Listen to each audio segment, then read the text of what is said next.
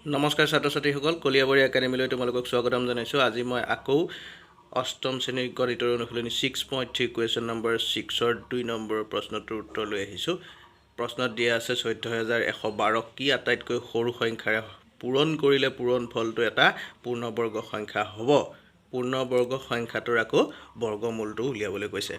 সমাধান 14112ৰ আমি মৌলিক উৎপাদক উলিয়াবই লাগিব। আমি এইখিনিতে উলিয়াই থৈছোঁ, তোমালোকে স্ক্ৰীনশ্বট মাৰি বা পাউজ কৰি লৈ তোমালোকে চাই ল'বা।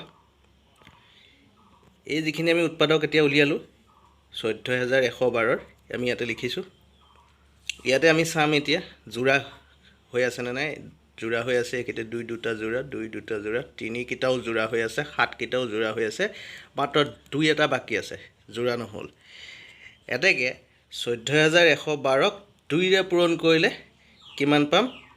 28224। কিয় 2ৰে পূৰণ কৰিলোঁ? এই 2টো যে অকলে আছিলে সেইকাৰণে 14112টোক 2ৰে পূৰণ কৰিব লাগিব, তেতিয়া আমি এটা পূৰ্ণবৰ্গ সংখ্যা পাম, যিটো হৈছে 28224। বুজি পালানে কথাটো? ইয়াত যে প্ৰশ্নটোত আমাক কৈছিলে 14012 কি আটাইতকৈ সৰু সংখ্যাৰে পূৰণ কৰিলে পূৰণফলটো এটা পূৰ্ণবৰ্গ সংখ্যা হ'ব। তাৰমানে 14112ক 2ৰে পূৰণ কৰিলে আমি এটা পূৰ্ণবৰ্গ সংখ্যা পাম, যিটো সংখ্যা হৈছে 28224। এতিয়া 28224 এটা পূৰ্ণবৰ্গ সংখ্যা পালোঁ। এতিয়া এই সংখ্যাটোৰ আকৌ বৰ্গমূলটো আমাক উলিয়াই দিবলৈ কৈছে। 28224ৰ বৰ্গমূল উলিয়াবলৈ 28224ৰ আমি উৎপাদক উলিয়াব লাগিব। যিহেতুকে 14112 ইয়াৰ উৎপাদকবিলাক আমি উলিয়াই থোৱা আছে, তাৰ লগত 2 এটা পূৰণ, এইখিনিয়ে মানে ইয়াৰ লগত আৰু এটা 2 পূৰণ, এই 2টো যোৰা হৈ যাব। এতিয়া সেইখিনিৰ পৰা আমি যদি উলিয়াবলৈ যাওঁ, আমি উলিয়ালোঁ এই দুটা 2ৰ পৰা এটা 2 আহিলে, তাৰপিছৰ দুটা 2ৰ পৰা এটা 2 আহিল, তাৰপিছত 3 দুটাৰ পৰা এটা 3 আহিল, আৰু 7 দুটাৰ পৰাও এটা 7 আহিল। এই 2টো এইটো এটা 2 আৰু এই এটা 2, এই দুটাৰ পৰা এটা 2 আহি গ'ল।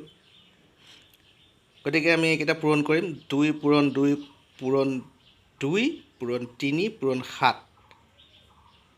ইয়াতে চোৱা 2 দুগুণ 4, 4 দুগুণ 8, 8 3 গুণ 24, 7 গুণ 168। এতেকে আমি পালোঁ 28224ৰ বৰ্গমূল 168। 14112ক 2ৰে পূৰণ কৰিলে পোৱা পূৰ্ণবৰ্গ সংখ্যাটো 28224ৰ বৰ্গমূল 168। ছাত্ৰ ছাত্ৰীসকল, তোমালোকে যদি মোৰ ভিডিঅ'টো ভাল পাইছা তেনেহ'লে লাইক কৰিবা, কমেণ্ট কৰিবা আৰু ছাবস্ক্ৰাইব কৰি বেল আইকনটো অল কৰি দিবলৈ নেপাহৰিবা। ধন্যবাদ।